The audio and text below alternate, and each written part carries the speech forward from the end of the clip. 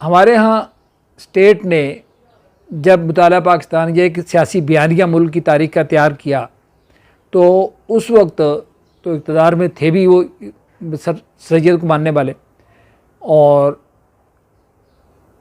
Sir Syed Ahmad खां की political फ़िक्र उन्हें वारा भी खाती थी, उन्हें सूट बहुत करती थी ना। तो फिर हमारे यहाँ ब्यूरोक्रेसी वो सारी की सारी अलीगढ़ से पढ़ के आई थी। तो हमारे यहाँ सियासतदानों को तो इतनी अकल मेरा ख्याल नहीं थी कि वो कोई पॉलिटिकल बयानियाँ तैयार करते, कोई निसाब की में एक पूरा एक तरतीब देते। तो वो तो अलीगढ़ के बैठे हुए लोग थे, उन्होंने वही करना था। अच्छा, दूसरी बात यह है कि सर सैयद अहमद खां फ़िक्री और इल्मी तौर पर बड़े आदमी थे और मेरे दिल में भी उनकी रिस्पेक्ट है, लेकिन हिस्टोरियन सर सैयद, दानिश्वर सर सैयद, आलिम सर सैयद की इज़्ज़त है। उनकी पॉलिटिक्स को मैं वक्ती ज़रूरत कह कर जस्टिफाई कर दूंगा, लेकिन मैं उनकी पॉलिटिक्स का वारिस नहीं बन सकता कि मैं हूँ ही नहीं इशराफिया का आदमी। तो मैं उनकी पॉलिटिक्स को उठाकर आगे कैसे जाऊँगा? मैं तो उनकी पॉलिटिक्स को ऑन कर नहीं सकता, मेरी तो पैदाइश की मजबूरी है। बिस्मिल्लाह वस्सलातु वस्सलामु अला रसूलिल्लाह। सर सैयद अहमद खां उत्तर प्रदेश के मुस्लिम इशराफिया से ताल्लुक़ रखते थे। उनकी ख़ानदानी तारीख़ वही थी कि बुज़ुर्ग फ़लाँ बादशाह के ज़माने में आए, फ़लाँ बादशाह से मुतवस्सिल हुए और ये खिदमात उन्होंने सर अंजाम दी। उनकी वही तारीख़ थी। उन्हें बहादुर शाह ज़फ़र के दरबार से जो अलकाब मिले, खिताबात मिले, वो भी उनके साथ मौजूद थे। फिर उनके नाना जो हैं वो बहादुर शाह ज़फ़र के दरबार मुग़ल दरबार के वज़ीर भी रहे थे, उनका वालिद का ताल्लुक़ भी था। अच्छा, तो ये ताल्लुक़ बहादुर शाह ज़फ़र तक चला सर सैयद अहमद खां के ख़ानदान का और उनकी ज़ात का। 1857 से पहले वो कंपनी के मुलाजिम हो गए और जो 1857 की जंग आज़ादी हुई, जिसे सर सैयद अहमद खां सरकशी कहते हैं, गदर कहते हैं, वो बिजनौर में थे उस वक्त। और उस वक्त उनकी मुलाजमत एक सरकारी ड्यूटी से आगे निकलकर एक सियासी ड्यूटी बन गई। उन्होंने अंग्रेज़ों को बचाने और उनकी फ़तह के लिए अपनी पूरी तवानाइयाँ सर्व की। चुनांचे बिजनौर में अगर अंग्रेज़ों की कामयाबी का क्रेडिट किसी को दिया जा सकता है तो पहला क्रेडिट सर सैयद अहमद खां को जाएगा। अब सर सैयद अहमद खां की शख्सियत में दो चीज़ें आ गई। नंबर 1 तो मैंने अर्ज़ किया कि वो इशराफिया के आदमी थे। दूसरी बात कि वो सियासत में आ गए और सियासत में हादसतन आए, वरना तो वो सरकारी ड्यूटी कर रहे थे। और इसके बाद उनकी ज़िंदगी में सियासत मौजूद रही है। वो 2 दफ़ा वायसराय की काउंसिल के मेंबर रहे हैं। मेरा ख्याल इंडिया में इससे बड़ा ओहदा किसी इंडियन को मिल नहीं सकता था। कंपनी की मुलाजमत के ज़माने में वो अफीसर थे, जबकि उनके साथ के लोग जो है वो इस कदर बड़े ओहदे पे फाइज नहीं थे। फिर उनकी एक रिस्पेक्ट थी, उनकी सिफारिश पे निज़ाम हैदराबाद के दरबार में मुलाजमतें मिलती थीं और लोगों को मिली। अंग्रेज़ उनके बहुत रिस्पेक्ट करते थे और उस रिस्पेक्ट का ही नतीजा है कि उन्हें छावनी की ज़मीन कॉलेज के लिए मिली। अलीगढ़ कॉलेज के लिए जो ज़मीन मिली वो छावनी की है। एक बाज़ लोगों ने उनके रास्ते में रुकावटें डाली, अंग्रेज़ अफसरों ने, लेकिन गवर्नर और वायसराय तक उनकी अप्रोच थी और बड़ी शानदार अप्रोच थी। नतीजतन उन्हें छावनी की ज़मीन और उसकी निशानियाँ वही मौजूद हैं। अभी वहाँ के हॉस्टलों को कच्ची बार्क और पक्की बार्क का नाम दिया जाता है। ये बार्कें तो फ़ौज की होती हैं, तो वो नाम अभी तक चल रहे हैं। अब सर सैयद अहमद खां ने रिटायरमेंट के बाद जो बड़े काम किए वो मैं अर्ज़ करता हूँ। एक बड़ा काम तो अलीगढ़ कॉलेज का क्या है, वो आपको मालूम ही है। दूसरा बड़ा काम जो उन्होंने किया वो पॉलिटिक्स का है। उन्होंने अपने रिसाले में और अपनी तकरीरों में कांग्रेस की मुखालफत की, मगर ये मुखालफत जो है वो हिंदू और मुस्लिम की बुनियाद पर मुखालफत नहीं थी।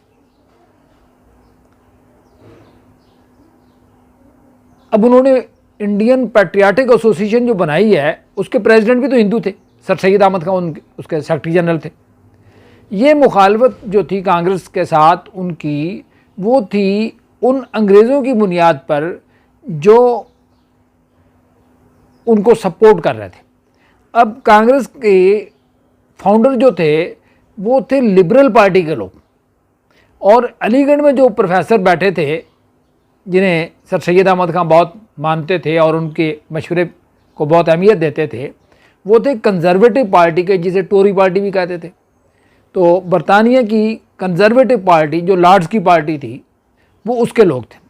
तो ये इख्तलाफ था, यानी एक तरफ कांग्रेस को के फाउंडर लिबरल थे और सर सैयद अहमद खान कंजर्वेटिव जो मेंबर थे, उनके जो कॉलेज में प्रिंसिपल थे वो कंजर्वेटिव पार्टी के थे, तो उनका ट्रेंड जो था वो कंजर्वेटिव पार्टी की तरफ था। फिर सर सैयद अहमद खान अलीगढ़ में जिन लोगों को पढ़ाना चाहते थे वो कौन थे? अब सर सैयद अहमद खान के बारे में एक चीज़ देखें कि वो पढ़ाना चाहते हैं मुस्लिम इशराफिया के नौजवानों को। वो दो चीज़ों के बहुत खिलाफ थे, और वो मेरा ख्याल अब क्लियर हो जाना चाहिए। मसलन वो तालीम निस्वा के बहुत खिलाफ थे। सर सैयद अहमद खान 1898 में फौत हुए, और अलीगढ़ में जो पहला गर्ल्स स्कूल बना है वो 1900 में बना है। उनकी ज़िंदगी में किसी को जुर्रत नहीं हुई कि अलीगढ़ में बच्चियों का कोई स्कूल, कॉलेज तो खैर बहुत दूर की बात है, स्कूल ही प्राइमरी स्कूल ही खोल ले, ये किसी की ज़रूरत ही नहीं थी। दूसरे, वो तालीम आमा के कभी हामी नहीं थे, वो इशराफिया की तालीम के लिए कोशिश कर रहे थे, और उनके मद्देनज़र था उत्तर प्रदेश का मुस्लिम इशराफिया, उसको वो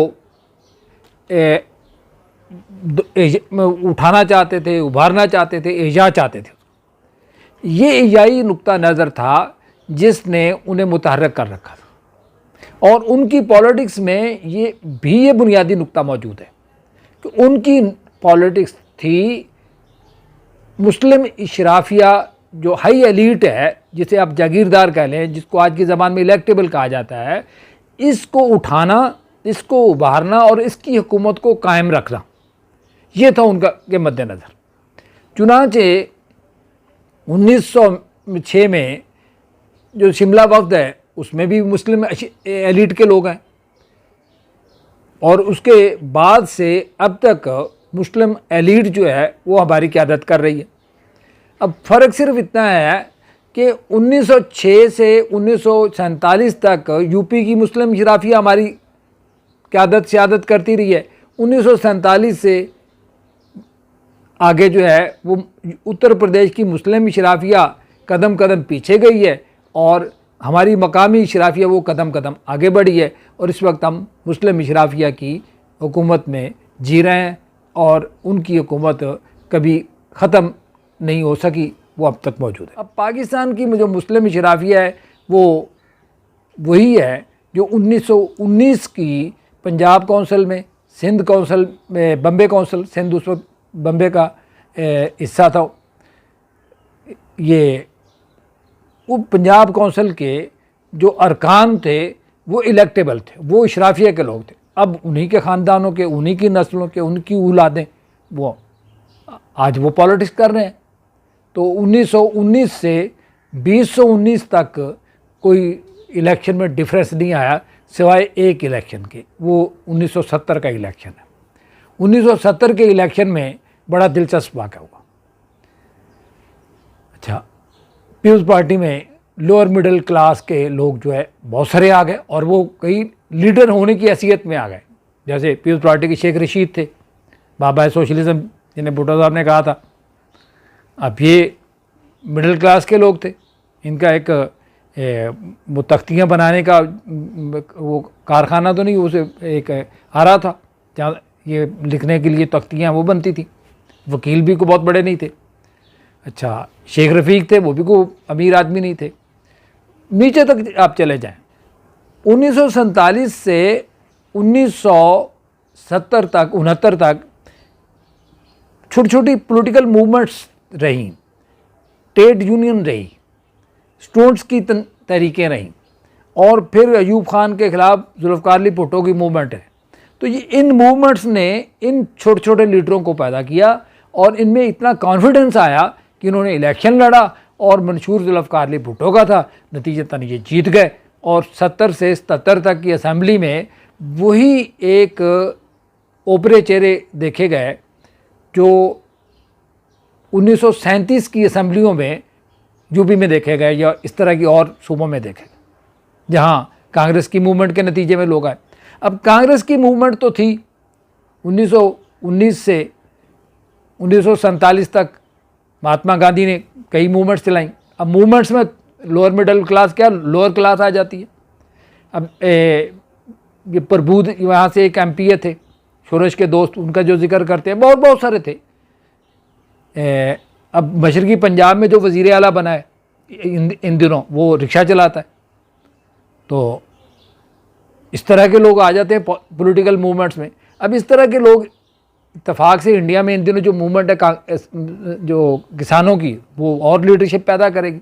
तो लीडरशिप पैदा होती है मूवमेंट से। गली मोहल्ले में जब मूवमेंट जाती है तो गली मोहल्ले से फिर लीडर निकलता है, तो लोअर मिडिल क्लास में लीडरशिप जाती है। तो हमारे यहाँ तो 1857 से 1947 तक मुस्लिम लीग की मूवमेंट जो है उसकी तारीख बस इतनी है कि 1 फरवरी से पंजाब में एक मूवमेंट चली थी जो 2 मार्च तक चली है। तो इन 30 दिनों में जितनी मूवमेंट चली है और क्या हुआ वो आप पढ़ लेंगे। तो इतनी सी मूवमेंट के नतीजे में तो लोअर मिडिल क्लास या लोअर क्लास से लीडरशिप नहीं उभरा करती, ऊपर की क्लास ही आती है। जो इन 30 दिनों में बंदे उभरे थे वो हमें आप मुस्लिम लीग की 1947 से 58 तक की गवर्नमेंट्स में नज़र आते हैं वो लोग। लेकिन 1958 के बाद फिर मार्शल लॉ आ गया और उसने फिर वो रवायती जागीरदारों को 1962 में लाकर असम्बली में बिठा दिया।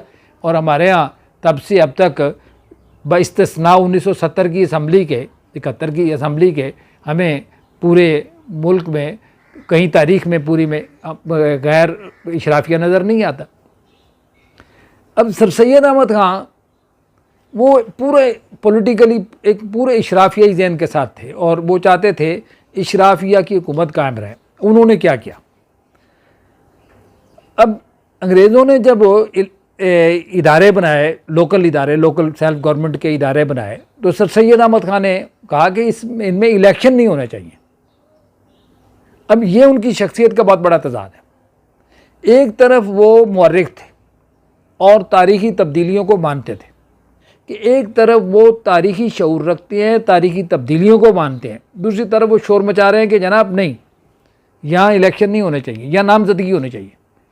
इलेक्शन हो गए तो मुस्लिम इशराफिया तो बर्बाद हो जाएगा, ये तो कहीं का नहीं रहेगा। यानी वो ख़तरा जो 1937 में मुस्लिम इशराफिया को वाज़ेह नज़र आना शुरू हो गया था वो उन्होंने बहुत पहले देख लिया था। लेकिन उसका जो इलाज उन्होंने किया है वो बड़ा कंजर्वेटिव किस्म का और बड़ा रिएक्शनरी किस्म का था कि आप तारीख़ को रोक तो सकते नहीं हैं, मगर सर सैयद अहमद ख़ान की कोशिश है कि तारीख़ रुक जाए। अब तारीख़ किसी ग्रोह के, किसी कबीले के एहतराम में रुका नहीं करती। अब सर सैयद अहमद ख़ान यूपी इशराफिया को पढ़ाकर आला अफसर बनवा रहे थे, बन गए, ये उनकी बात ठीक है, इसमें वो कामयाब हुए। मगर इसमें वो टोटली नाकाम थे कि वो कह रहे थे कि अंग्रेज़ सदा रहे और यहाँ यूपी में वो मुस्लिम इशराफिया के इक़्तिदार के क़याम को कायम रखने के लिए नामजदगी करे। अब नामजदगी चल नहीं सकती, ये तो ख़त्म होनी थी, इलेक्शन आने ही आने थे, ये फितरत है। आप फितरत को रोक नहीं सकते, तारीख़ के बहाव को रोक नहीं सकते, तारीख़ ने आगे बढ़ना ही बढ़ना है। तारीख़ी कुव्वतों को आप रोक नहीं सकते, तारीख़ी कुव्वतों ने आगे बढ़ना है और उसने सुपरसीड करना है, उसने जो है ना उसने गलबा पाना ही पाना है, उसने तारीख़ की कुव्वतों ने। तो तारीख़ की कुव्वतों ने सर सैयद अहमद ख़ान के इस प्लान को बिल्कुल फेल कर दिया। तो मगर वो प्लान उत्तर प्रदेश में फेल हो गया, वो कामयाब हुआ। उत्तर प्रदेश से बहुत मीलों के फासले पर उस खित्ते अर्ज़ में, जिस खित्ते अर्ज़ के बारे में सर सैयद अहमद ख़ान को ज़्यादा पुरजोश नहीं थे, बल्कि बाज़ जुमले उनके मिलते हैं जो पंजाबियों के लिए कोई ऐसे नहीं है कि जो बड़े एक जुमला तो खैर उनका है कि लाहौर को उन्होंने जिंदा दिलों का शहर कहा था, मगर पंजाबियों के लिए कोई वो बहुत अच्छी राय नहीं रखा करते थे। मसलन उन्होंने पंजाबी ज़बान के बारे में इसमें तबयीनुल कलाम में इसे ज़बान सिखा कहा है, तो वो बहुत अच्छी राय भी नहीं रखते थे पंजाबियों के बारे में। अगरचे सर सैयद अहमद ख़ान को सबसे ज़्यादा रिस्पेक्ट जो है वो पंजाब के लोगों ने दी है, सबसे ज़्यादा उनके साथ तावन जो है पंजाब के लोगों ने किया है और उनको लीडर माना पंजाब के लोगों ने, मगर ये इत्तेफाक है तारीख। अच्छा, अब सर सैयद अहमद ख़ान का जो प्लान था कि मुस्लिम इशराफिया ही इक़्तिदार में रहे और उसका इक़्तिदार कभी छीना न जाए, ये कामयाब उत्तर प्रदेश में ना हुआ तो कहाँ, पाकिस्तान में, पंजाब, सिंध, KPK, बलूचिस्तान, इस खित्ते में हुआ।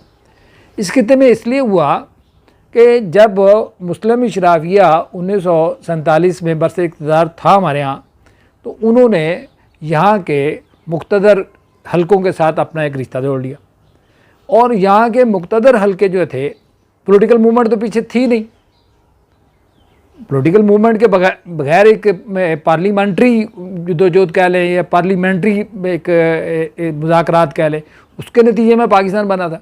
अब कहा जाता है कि बहुत कुर्बानियाँ हुई, वो कुर्बानियाँ पाकिस्तान बनने के लिए नहीं हुई थी, पाकिस्तान बनने के नतीजे में हुई हैं।